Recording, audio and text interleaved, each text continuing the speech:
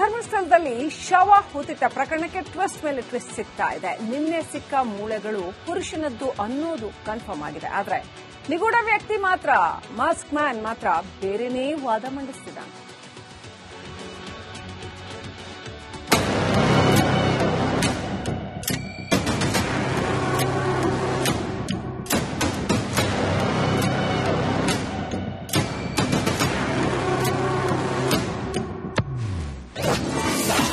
ಅದು ಪುರುಷನದ್ದಲ್ಲ, ಓರ್ವ ಮಹಿಳೆಯ ಮೂಳೆ. ಉತ್ಖನನದ ಬಳಿಕ ಮುಸುಕುದಾರಿಯಿಂದ ವಾದ. ನೇತ್ರಾವತಿ ಸ್ನಾನಘಟ್ಟದಲ್ಲಿ ಶವಗಳನ್ನ ಹೂತಿಟ್ಟ ಆರೋಪ ಮಾಡಿರುವ ದೂರುದಾರ ಹೊಸ ವಾದ ಮಂಡಿಸುತ್ತಿದ್ದಾರೆ. ಅಸಲಿಗೆ ನಿನ್ನೆ 6ನೇ ಪಾಯಿಂಟ್ನಲ್ಲಿ ಸಿಕ್ಕ ಮೂಳೆ ಪುರುಷನದ್ದು, ಆದ್ರೆ ಅದು ಮಹಿಳೆಯ ಮೂಳೆ. ಆಕೆಗೆ 35 ವರ್ಷವಾಗಿತ್ತು ಎಂದು ಮುಸುಕುದಾರಿ ಹೇಳುತ್ತಿದ್ದಾನೆ.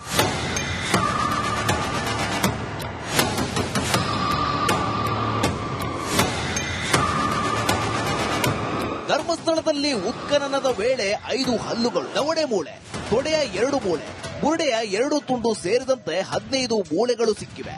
ಆ ಮೂಳೆ ಅವಶೇಷಗಳನ್ನ ಎಫ್ಎಸ್ಎಲ್ಗೆ ಕಳುಹಿಸಲಾಗಿದೆ. ಮಣಿಪಾಲ್ ಆಸ್ಪತ್ರೆಯಲ್ಲಿ ಫೋರೆನ್ಸಿಕ್ ಎಕ್ಸಾಮಿನೇಷನ್ ನಡೆಯಲಿದೆ.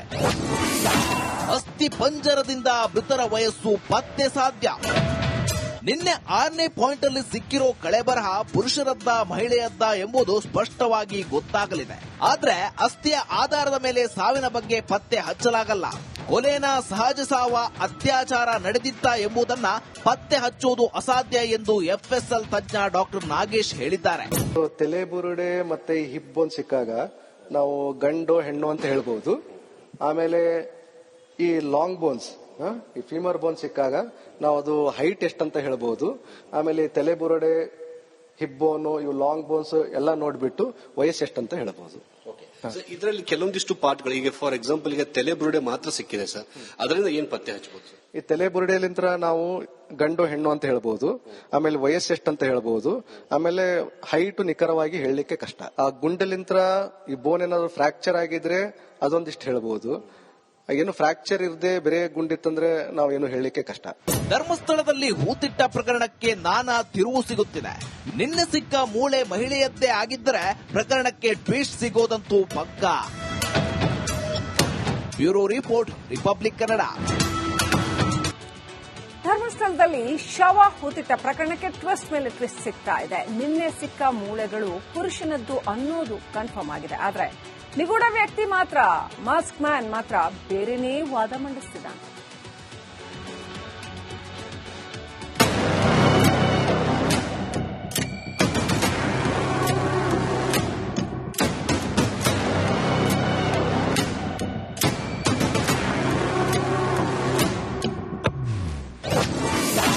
ಅದು ಪುರುಷನದ್ದಲ್ಲ, ಓರ್ವ ಮಹಿಳೆಯ ಮೂಳೆ. ಉತ್ಖನನದ ಬಳಿಕ ಮುಸುಕುದಾರಿಯಿಂದ ವಾದ. ನೇತ್ರಾವತಿ ಸ್ನಾನಘಟ್ಟದಲ್ಲಿ ಶವಗಳನ್ನ ಹೂತಿಟ್ಟ ಆರೋಪ ಮಾಡಿರುವ ದೂರುದಾರ ಹೊಸ ವಾದ ಮಂಡಿಸುತ್ತಿದ್ದಾರೆ. ಅಸಲಿಗೆ ನಿನ್ನೆ 6ನೇ ಪಾಯಿಂಟ್ನಲ್ಲಿ ಸಿಕ್ಕ ಮೂಳೆ ಪುರುಷನದ್ದು, ಆದ್ರೆ ಅದು ಮಹಿಳೆಯ ಮೂಳೆ. ಆಕೆಗೆ 35 ವರ್ಷವಾಗಿತ್ತು ಎಂದು ಮುಸುಕುದಾರಿ ಹೇಳುತ್ತಿದ್ದಾನೆ.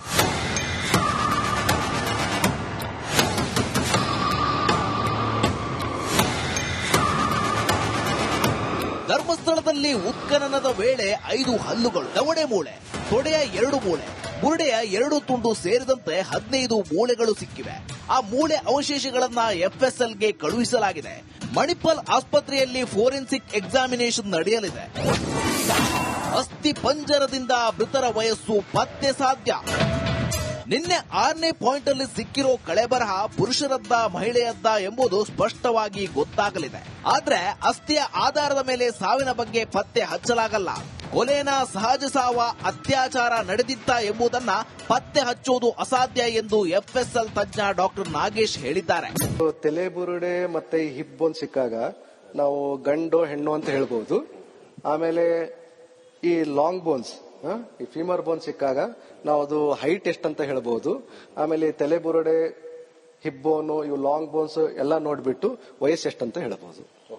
ಇದರಲ್ಲಿ ಕೆಲವೊಂದಿಷ್ಟು ಪಾರ್ಟ್ಗಳು ಈಗ ಫಾರ್ ಎಕ್ಸಾಂಪಲ್ ಈಗ ತಲೆಬುರುಡೆ ಮಾತ್ರ ಸಿಕ್ಕಿದೆ ಸರ್, ಅದರಿಂದ ಏನ್ ಪತ್ತೆ ಹಚ್ಚಬಹುದು? ಈ ತಲೆಬುರುಡೆಲಿಂತ್ರ ನಾವು ಗಂಡು ಹೆಣ್ಣು ಅಂತ ಹೇಳ್ಬಹುದು, ಆಮೇಲೆ ವಯಸ್ಸೆಷ್ಟು ಅಂತ ಹೇಳ್ಬಹುದು, ಆಮೇಲೆ ಹೈಟ್ ನಿಖರವಾಗಿ ಹೇಳಲಿಕ್ಕೆ ಕಷ್ಟ. ಆ ಗುಂಡಲಿಂತ್ರ ಈ ಬೋನ್ ಏನಾದ್ರು ಫ್ರಾಕ್ಚರ್ ಆಗಿದ್ರೆ ಅದೊಂದಿಷ್ಟು ಹೇಳ್ಬಹುದು.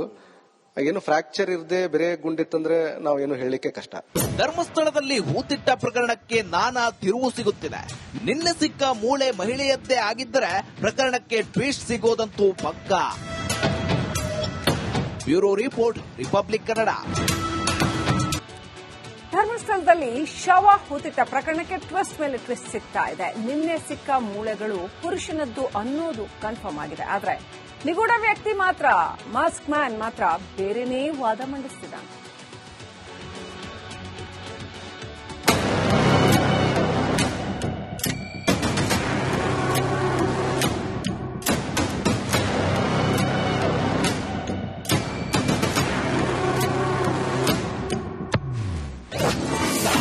ಅದು ಪುರುಷನದ್ದಲ್ಲ, ಓರ್ವ ಮಹಿಳೆಯ ಮೂಳೆ. ಉತ್ಖನನದ ಬಳಿಕ ಮುಸುಕುದಾರಿಯಿಂದ ವಾದ. ನೇತ್ರಾವತಿ ಸ್ನಾನಘಟ್ಟದಲ್ಲಿ ಶವಗಳನ್ನ ಹೂತಿಟ್ಟ ಆರೋಪ ಮಾಡಿರುವ ದೂರುದಾರ ಹೊಸ ವಾದ ಮಂಡಿಸುತ್ತಿದ್ದಾರೆ. ಅಸಲಿಗೆ ನಿನ್ನೆ 6ನೇ ಪಾಯಿಂಟ್ನಲ್ಲಿ ಸಿಕ್ಕ ಮೂಳೆ ಪುರುಷನದ್ದು, ಆದ್ರೆ ಅದು ಮಹಿಳೆಯ ಮೂಳೆ. ಆಕೆಗೆ 35 ವರ್ಷವಾಗಿತ್ತು ಎಂದು ಮುಸುಕುದಾರಿ ಹೇಳುತ್ತಿದ್ದಾನೆ.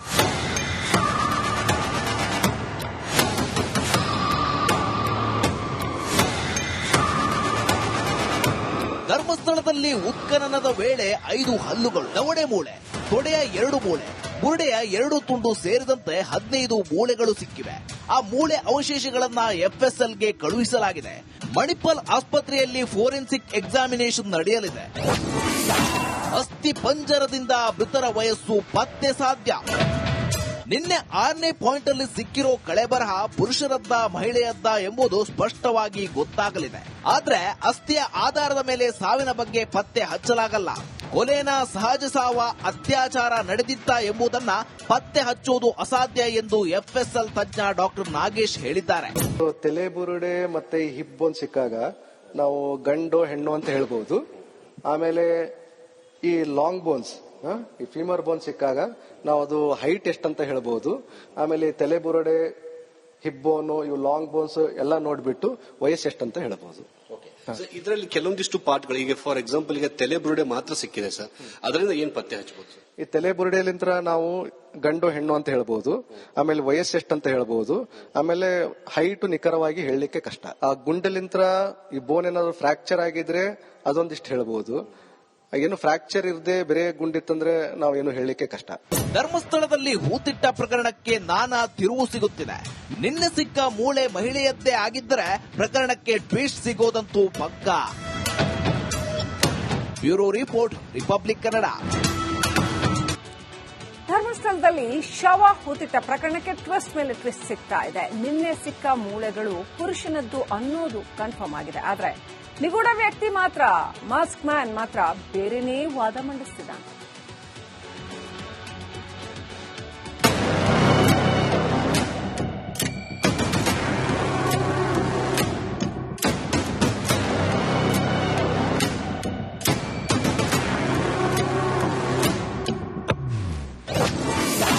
ಅದು ಪುರುಷನದ್ದಲ್ಲ, ಓರ್ವ ಮಹಿಳೆಯ ಮೂಳೆ. ಉತ್ಖನನದ ಬಳಿಕ ಮುಸುಕುದಾರಿಯಿಂದ ವಾದ. ನೇತ್ರಾವತಿ ಸ್ನಾನಘಟ್ಟದಲ್ಲಿ ಶವಗಳನ್ನ ಹೂತಿಟ್ಟ ಆರೋಪ ಮಾಡಿರುವ ದೂರುದಾರ ಹೊಸ ವಾದ ಮಂಡಿಸುತ್ತಿದ್ದಾರೆ. ಅಸಲಿಗೆ ನಿನ್ನೆ 6ನೇ ಪಾಯಿಂಟ್ನಲ್ಲಿ ಸಿಕ್ಕ ಮೂಳೆ ಪುರುಷನದ್ದು, ಆದ್ರೆ ಅದು ಮಹಿಳೆಯ ಮೂಳೆ. ಆಕೆಗೆ 35 ವರ್ಷವಾಗಿತ್ತು ಎಂದು ಮುಸುಕುದಾರಿ ಹೇಳುತ್ತಿದ್ದಾನೆ.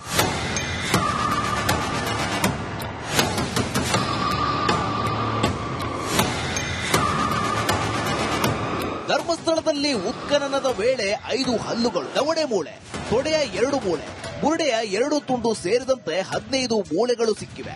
ಆ ಮೂಳೆ ಅವಶೇಷಗಳನ್ನ ಎಫ್ಎಸ್ಎಲ್ಗೆ ಕಳುಹಿಸಲಾಗಿದೆ. ಮಣಿಪಾಲ್ ಆಸ್ಪತ್ರೆಯಲ್ಲಿ ಫೋರೆನ್ಸಿಕ್ ಎಕ್ಸಾಮಿನೇಷನ್ ನಡೆಯಲಿದೆ. ಅಸ್ಥಿ ಪಂಜರದಿಂದ ಮೃತರ ವಯಸ್ಸು ಪತ್ತೆ ಸಾಧ್ಯ. ನಿನ್ನೆ